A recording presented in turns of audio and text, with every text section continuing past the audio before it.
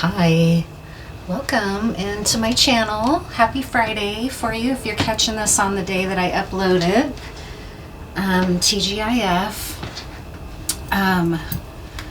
So I just wanted to do an upload for us today, and then I'm also going to go live later this evening. So if you happen to be catching this on the day that it's uploaded during the premiere, I'm going to be going live in a little bit as well. So keep your eyes open for that if you like live readings. And I just wanted to show something off before I get started. I have a rosary that I've had I wasn't raised Catholic, I'm not baptized Catholic, but I had a rosary that I got at one time when I was housekeeping. Someone left it behind and never claimed it, so I had like a frosted glass bead rosary, which is really pretty, that I've never prayed a rosary. I don't even know how, honestly. And I went to look for that rosary the other day because I've been thinking about starting to pray a rosary on occasion, just as a form of meditation, because I like prayer beads and I like the kind of repetition and ceremony of things like that. But I couldn't find it. I think it's in my storage unit, packed away. But regardless, I also wanted a rose bead rosary, not carved roses, but beads that are actually made out of rose petals. That's an old craft. It's an old Hedge witch practice to make beads out of rose petals. I've made rose beads myself, but I wanted a rosary made out of rose beads, and I found this maker outside of New Orleans, and these are expensive, so I only got a single decade rosary, which is just a smaller pocket version than the full 50 beads. Because that's what I could afford. And plus, I'm not even Catholic, right? So I don't need a full rosary. But here it is. It just came in the mail the other day. And you won't necessarily be able to see it super well, but these beads are made out of rose petals, pink and red roses, and then they're formed, which I know how to do, but it looks like she's got a really nice practice where they come out kind of uniform, and then she puts some lacquer on them. And they have unique care needs because they're made out of something perishable, right? Even though they have this lacquer, but just super beautiful, right? And I was looking up, I can even smell the roses, which is the idea behind rose beads, right? And I was looking up the other day, like, so what do I pray on it? Because I was wanting to do a prayer to St. Francis, but it's really only the Virgin Mary and Jesus that are prayed to with rosary beads. Anyways, yeah, I just wanted to show this. This is, I think, a really beautiful little craft. You can get full rosaries as well from their site. Eloise,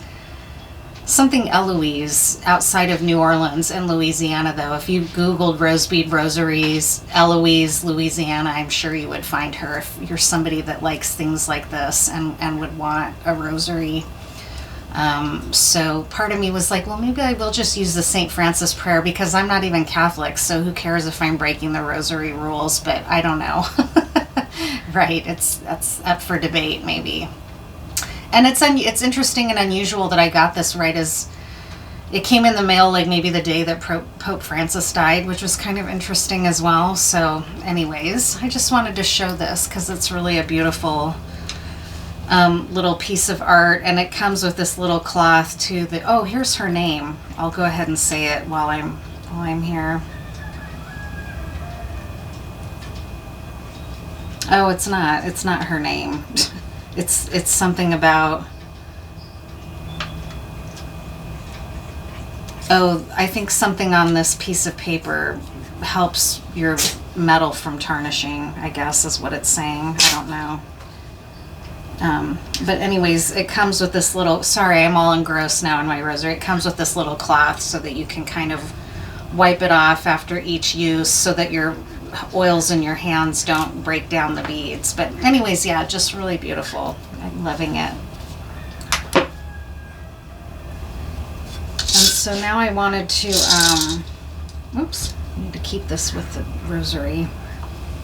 God, I'm telling you what, I've been complaining about menopause on here now for like the last 3 readings, and one of the symptoms is pain, like joint pain. Like I've always had joint pain, but it's gotten severe since going into the menopause process. And I was taking so much ibuprofen last year due to it was just constant chronic pain to the point that I was not sleeping well. And I took so much ibuprofen through last summer that I just ruined my gut for ibuprofen. I can't take it anymore. And the bummer is it's the main pain reliever that works for me. So I started trying to take it again recently in the last month, and my stomach was just instantly like, no, like it bloated way up. Bloating is a big sign of like an ulcer, and then said related ulcer, and I can feel where mine is forming. It's like up here. And so it's no joke. Like I'm sharing about some of this because if you're younger than me and you're a femme and you have yet to go through menopause, they don't tell you anything about it other than moodiness and hot flashes, which for me have been like the least of my concerns at this point. Joint pain and the massive loss of collagen to your connective tissue is the big one for me. Now that I can't take ibuprofen, I'm like, fuck it. So I'm taking edible cannabis again, even though I've been cannabis free for like a year. And I was kind of enjoying it because it's so new for me. I'm kind of a weed lover. It's been really great to take this time off, and now I'm taking it again, which is fine because it works. So at night I can sleep again, and I don't have so much pain because I have like a CBD THC hybrid edible that I'm using at night to go to sleep. But it's just a bummer. I don't really want to use that during the day, but I can't use ibuprofen. Tylenol doesn't really help it. It just sucks. It sucks being in so much pain. And then being afraid to talk about how much pain you're in at the doctor's because they're going to accuse you of seeking opioids, right? So I have a doctor's appointment coming up, and I think I'm going to ask, like, can you give me a referral to a rheumatologist just to make sure? Because I've had this pain even before I went into menopause, and women who are trauma survivors often end up with an autoimmune disorder that never gets diagnosed because people treat women like they're hysterical when they go in and make complaints about their health. So, I mean, for decades, people didn't even believe that fibromyalgia was real because it was mostly impacting women. They just kept accusing these women of being hysterical. Well, it turns out it's a real autoimmune disorder, like a lot of autoimmune disorders, and so I need to get testing for that. But then it's like, well, what's even the treatment? Some type of weird pain reliever, I'm sure, that doesn't work that great. So anyways, know that when your collagen starts to be impacted by your hormone levels dropping, it's no joke. You can really start having severe joint pain like me. So know about that and maybe plan ahead by talking to your doctor about it or something, right? Because I didn't know. I've got things that work. The other thing that's been working for me is red light therapy, but I just had a little handheld red light wand kind of thing, and my pain is like all over. So that's the other bummer, is that this isn't covered by my insurance, but I can't deal with this kind of pain, and I can't take NSAIDs anymore. So now I'm joined a tanning salon just so I can go in and do the red light beds and get full body red light therapy on my joints. And that helps too, but that's $85 a month. Plus the herbs I take are another $85 a month. So that's almost $200 out of my pocket to manage my health. I'm not even using my fucked up Medicaid health insurance. It's just sad. Anyways, those are my little complaints. Sorry. And now I wanted to just let this decide what's going to be our theme for this reading. What's going to be the theme for this layout for people? Thank you for being here.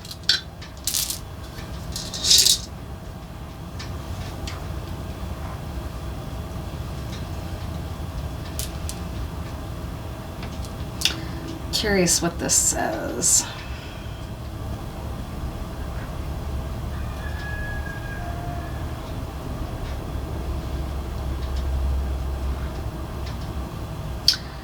So we have the word thought here, that hoe over there, so that might be a theme, like a third party type situation here.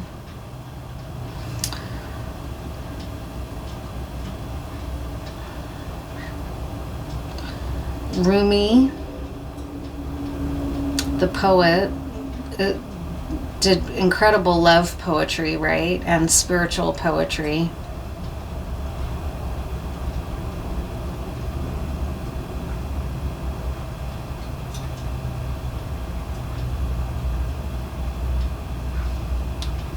VAF.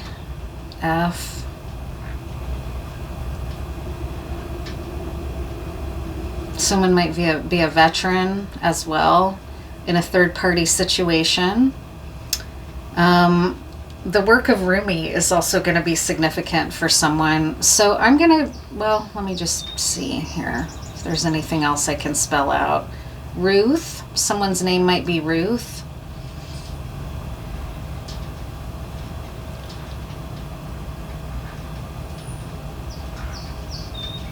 Tommy.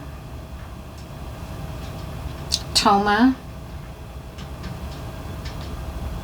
Toma's a name, but it also means toma, right? Like drink or to take in. Tomatoes. It's time to get your tomatoes in the ground.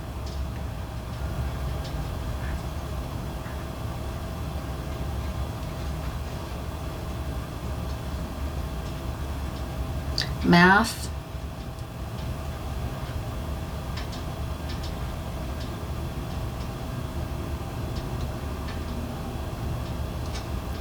Far.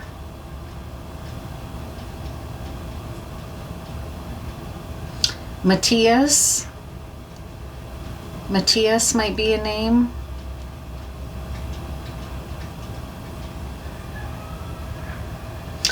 So thought kind of strikes me as the main theme, was some kind of a third party situation. But now let's just see, with all those cards in mind, or with all those words that came through here, let's see what else comes out for this layout. What's going on? What's going to be important for this collective to know?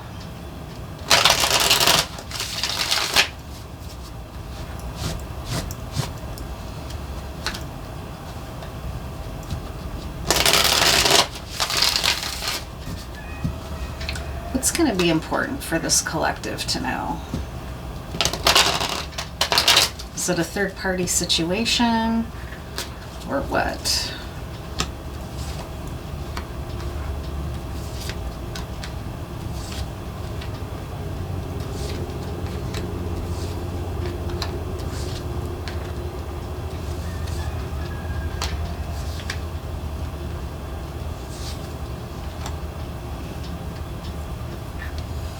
This isn't really striking me as a triangle so much as a love reading, though. There is love here, possibly.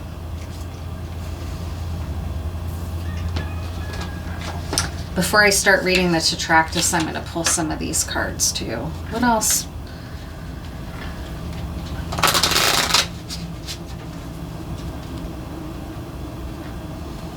Is important to know. Was it thought? Was that the kind of theme that is wanting to come out here? I mean, there is a little bit of guardedness or obstacle present, possibly. Illusion.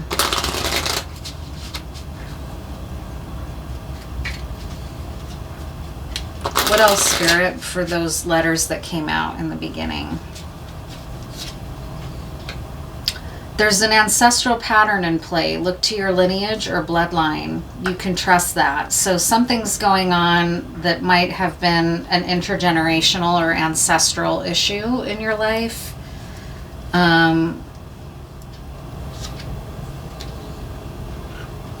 Let go of your timeline. Trust the natural flow of nature and patience. There's an ancestral pattern. You can trust this. And there's a shocking event coming up. Okay. So you're entering into a new chapter in your life. You're there. You're on the precipice of a new era in your world that you have manifested. And it has to do with your love life. It has to do with relationships. And it may be that you have decided to move away from relationships that involve thoughts or that involve, triangle drama, unhealthy boundaries, right? That might be what that was about, and that you have decided, I want better. I want different. I want something new, and I'm going to do the manifestation work and the work that I know I'm really good at here. You're a magician, right? To bring in this new reality of a new kind of love that I would like. You've been working hard and diligently at it.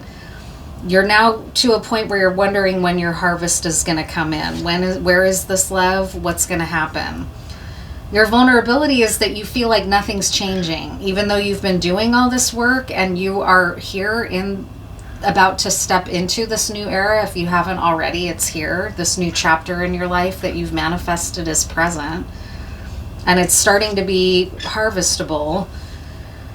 The vulnerability for you is that you may not see it yet. And you're like, God, when is anything going to change? I've just been hanging here in this suspended state, trying to manifest these new things, but it seems like nothing's happening. You might be a little bit guarded, and you may have gotten a little bit rigid or hung up in your perspective. And the facts position are that this is either you or somebody else, King of Cups in the strengths position. So you've gotten very in touch with what you want in your heart, but the challenge is that you're not necessarily acting on it. In fact, you may be so tapped into your heart that all you can do is protect it right now. That's kind of coming through where you're like, a King of Cups is not a very expressive king, okay? He feels very deeply, but he doesn't say anything. And that's kind of what's coming through in this second row here, is that there's all this feeling present, but this person, this king, is not moving in any direction. That's wild, though, and kind of interesting, because here you are in this new era, in this new chapter of this world that you have created for yourself, like a master creator. Like Hermes Trismegistus is coming through, actually, as a brilliant magus. These relationships are here for you. You've created it, so it's not really clear why you're not seeing it. Maybe it's that you are waiting for something to happen. You can trust that this is all here and that something is going to happen. Something's about to shift majorly. There might be something ancestrally, though, that has made this a challenge. You might be clearing away ancestral patterns in your bloodline that were not for your highest good, or ways of living in your family systems that were not healthy, right? That could be. The devil on your shoulder is taking you through like ego death. That's doing your shadow work, is that you've been going through multiple ego deaths as you do this shadow work. It's exhausting, though. I can feel that you're like, nothing's happening. Like, where is all my hard work going? Is it just turning in on itself? Like, what's happening? Like, there's a frustration from your shadow side that you're just going to have to keep going through this ego death and ego death and ego death. And it's been exhausting and frustrating, and you feel stuck in this suspended place here with this whole process, and like you're not seeing any of the fruits of your labor, which is your manifestation. In your conscious mind, you know, or you're sensing that you're going to have a lot of choice here, and the choices may even be presenting themselves to you, but you're not interested in any of them. That could also be. What is this? This is a confusing layout. I feel confused by it, honestly. What is the deal? Like, what were all those preliminary tiles about?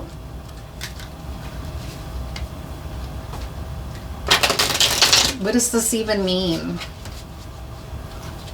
Where things are headed is justice. So you're getting your karmic justice. You can trust that. It's saying to let go of your timeline. I sense, though, that that's a frustrating message, because you've been here in this hanged man position for quite a while. And I can tell that you're like, I'm not interested in being in the hanged man position anymore. I've been doing this work to manifest, so where is it? Well, it might be that you need to get out of your own way. That's possible. Because a King of Cups is not an active king. He's passive. He's just sitting and waiting with his heart open, but nothing's happening, possibly because he's staying in one place and refusing to come out. I don't know. What's the problem here? Why is nothing moving?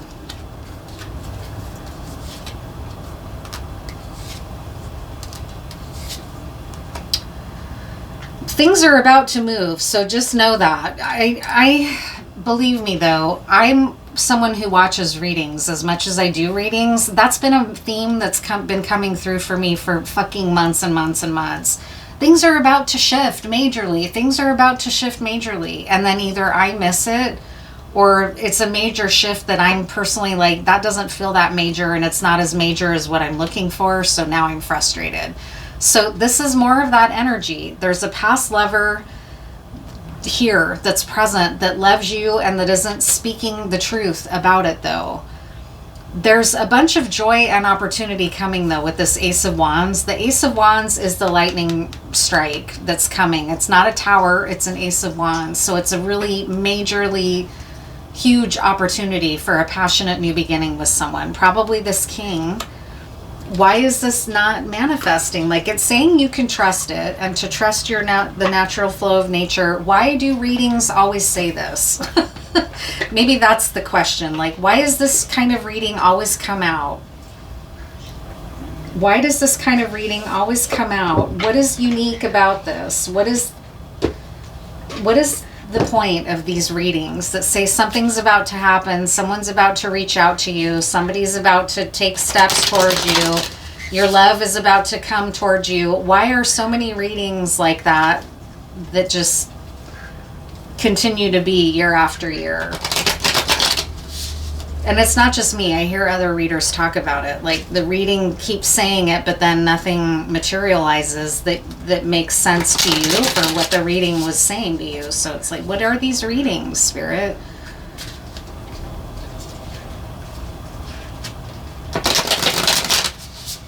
What is the deal? Why does this always read this way and then seem to never materialize? What is the deal?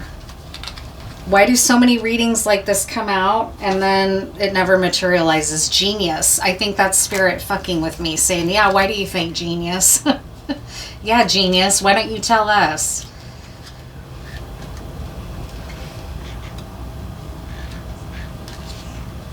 Slow down. Keep your head on your shoulders. So it's saying stop being and demanding our own timeline. It's not our timeline. It's apparently divine timing. I know how frustrating that is, though. That is a frustrating as hell message. The other side in reverse. Genius, the first one, is just because you can do something doesn't mean you should. Intelligence comes in many forms. You can be brilliant in some ways and less so in others. Forging ahead without considering potential outcomes can create a situation where things go to pieces, possibly with horrifying results. Okay, so it's saying don't force anything. Your justice is coming. There was a third party involved, and that's why justice is here, because there may have been things unfolding in this dynamic that felt imbalanced to you and unjust. And it's saying that there's a coming back around this time after going through, continuing to do this ego death work that you've been doing. The other side, I guess we just need this kind of reassurance ever so often. In reverse, move on, be at rest. Envisioning how different our lives might be if we take or don't take action is like projecting two distinct states of being. We're on one side or the other depending on the decision we've made. In this, it can be helpful to find a guide. If the decision stems from an immediate problem, look for underlying causes without getting distracted by surface signifiers. Okay, so that's fine, Spirit. Thank you, I guess.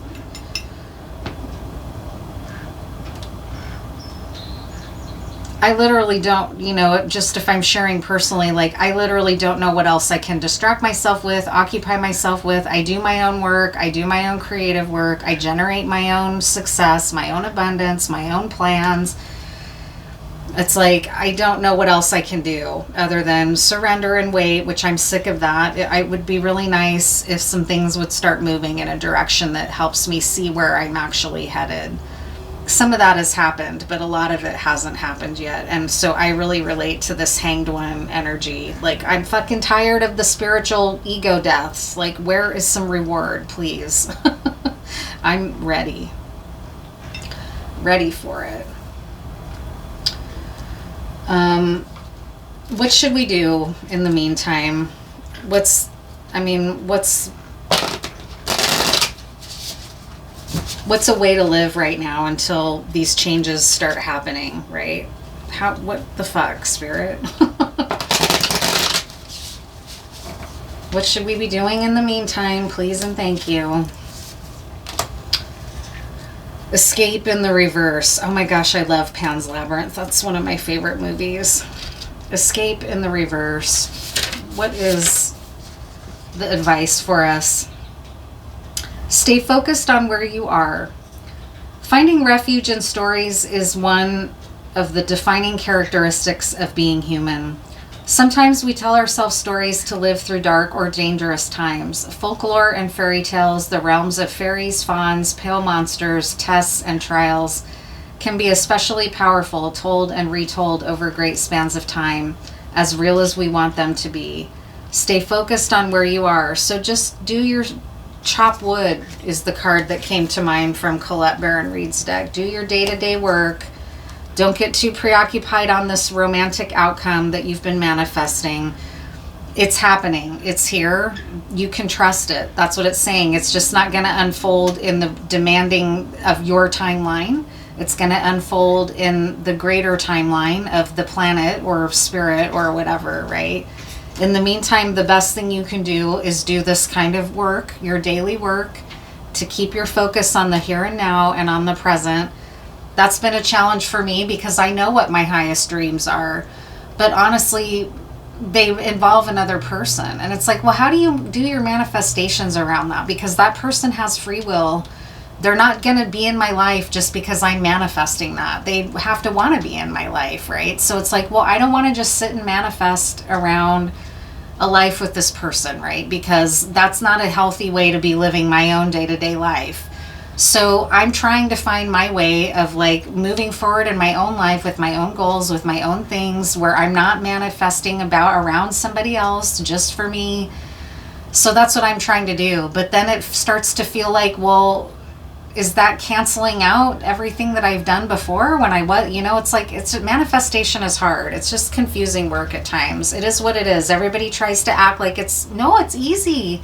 Just you have to be patient. You have to be patient. Well, those people, they must be patient like saints. I'm not patient, Tired of having more lessons to learn in my life. It's like, okay, great. Just fucking hit me with 20 fucking more ego death lessons then, I guess. Because Jesus fucking Christ, I've only been doing it for 12 fucking years now. I guess I should be doing it another 5 more or whatever, according to Spirit, which I know that's arbitrary. It's a number I just made up in my head, but it's what it feels like sometimes.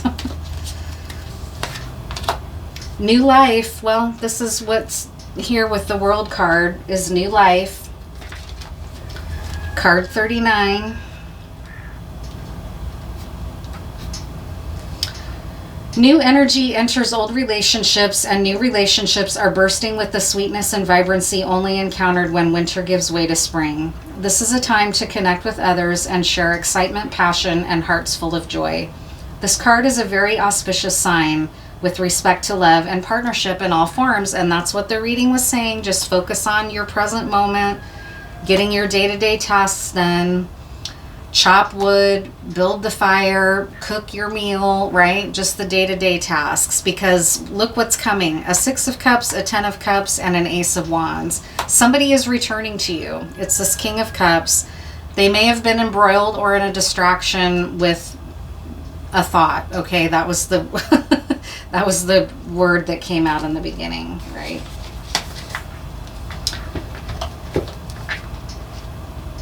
Any other information for us?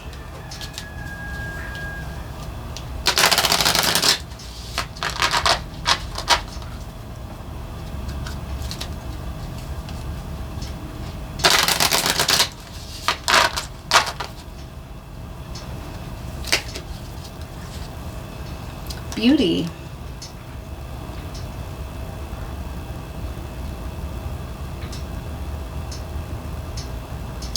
The lunar cycles represented here, and we're about to come into a new moon in Taurus, which is a very material new moon. So that might have good the new moon might yield us some good results here in some of the things we've been daydreaming about.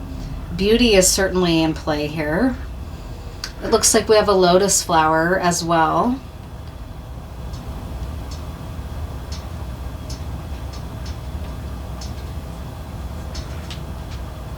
A little griffin type figure over here, which is a protector. What else?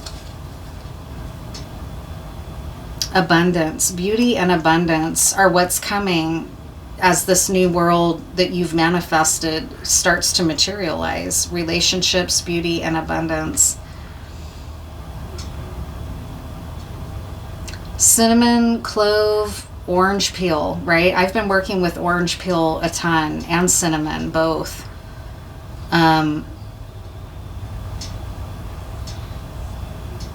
Got the Eye of Horus here as well. A lot of very fragrant and beautiful medicines are present in this card.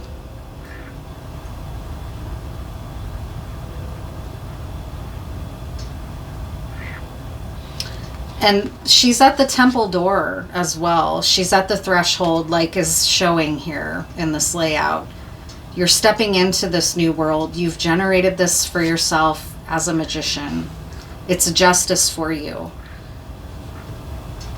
This central card or column here with the Hanged One, the Four of Pentacles and the King of Cups is what's got you feeling frustrated. You're like, well, where, when, what the fuck? I'm tired of these things never materializing, and it's saying it's going to, okay? I know that's what I keep saying over and over, but it's what keeps coming out. So I want to make sure that it feels reassuring, right? Any final messages before we end here? What's a good takeaway theme for you?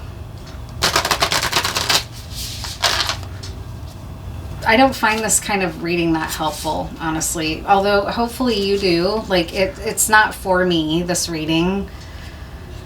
And there are certainly times that I need a message like this. Today doesn't happen to be one, so I don't think it's my reading, but I understand very much when you need to be reassured, because you're like, it's just never going to happen. And then a reading like this will come out and you're like, okay, it is going to happen. That's what this is saying, okay?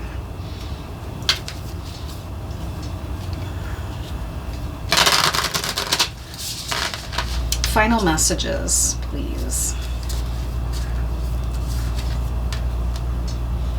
The pioneer, it's a new era, it's a new world. You're a pioneer in this new world of beauty and abundance as you're stepping in. It's going to feel very new and very exciting, very fresh after this Hanged One energy that you feel stuck in with the Four of Pentacles. This is that Ace of Wands coming in, the pioneer. It's pioneer, wildness, prickly rose. It's very beautiful what's coming. It's pioneering fresh energy.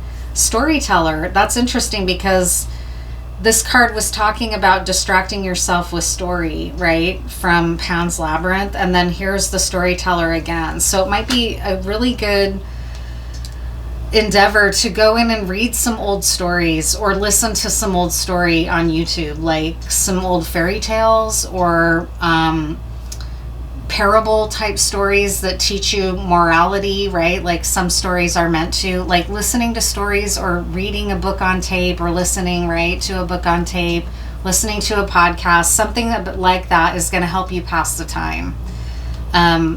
It might be your own ancestor's story and doing some genealogical work as well to understand something in your ancestry might hold keys of information here. And finally, we have the loner. So yeah, this King of Cups, Four of Pentacles, Hanged One energy is like that loner energy. It's also a wild rose though. You've gone from being a loner, which is where you've been doing all of this ego death shadow work, into a pioneering era of newness and freshness with an Ace of Wands, thunder rolls, lightning strikes. You can trust this. It's karmic justice. You're going to have a lot of options as you go, and it possibly might be through the new moon. Is there anything about the new moon that you need to know? Is the new moon important here?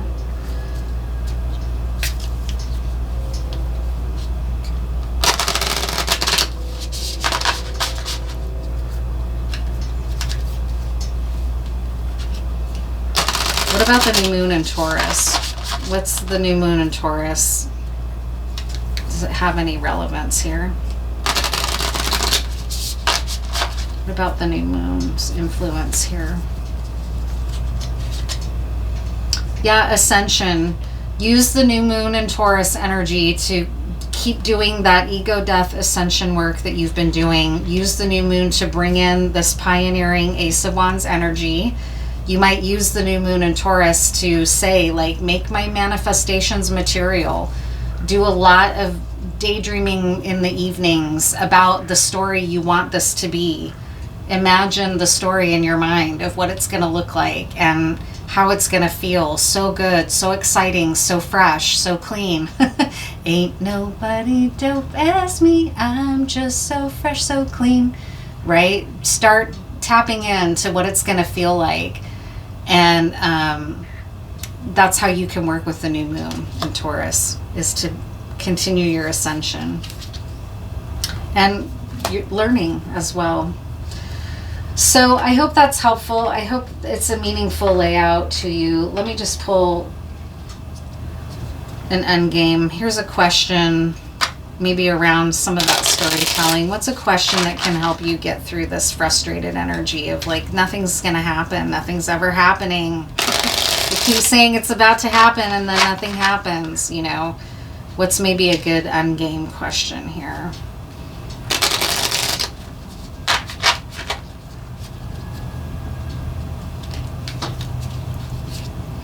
Complete the sentence. The loneliest time for me is, right? Yeah, I really relate. And this talks about that loner energy, the hanged one energy, the feeling of like, well, maybe this person loves me, but they're never going to make a move. They've just sit and with their feelings and don't ever do anything. And I maintain a position as in this hanged one energy. The lonely, I have started feeling lonely every spring and summer, and it's my favorite time of year, so I hate that that's how I'm feeling, but it's been like that for like the last 3 or 4 years because of that energy of like, it's about to happen, it's about to happen. I feel myself coming together into this new life with this person and this new community and this new vision I've been creating for myself, and then another year would go by and it wasn't happening. So then I keep being forced to be back in my own energy again. And this will happen multiple times in a day even sometimes, okay, right? Then it's like, okay, let go of that. It's not happening. Stop focusing on it. Just do your work. Focus on your creative work. That's what I do. But then pretty soon here comes spring again. And it's like each year it gets worse because I keep feeling this hanged one lonely energy. I'm so ready to be broken out of that time. So it can be useful, I guess, according to this layout, to think about what's triggering your loneliness.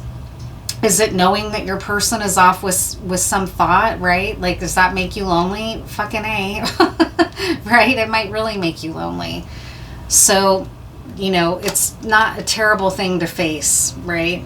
It'll help you know and not get caught up in like, I want to just escape into whatever because I'm lonely. If you face the loneliness, it can help. Your karmic justice is coming. What would you do if you could be connected to the internet for only 1 hour each week? Well, and the internet can exacerbate feelings of loneliness, right? So if you had to really make your internet time special and really capitalize on it because you were only on for 1 hour each week, what would you spend it on? That information can be very telling, right, about you and what you value the most. So that's going to do it. I'll be back tonight for the live, and I'll see you next time. I hope you enjoyed this layout, and be good out there.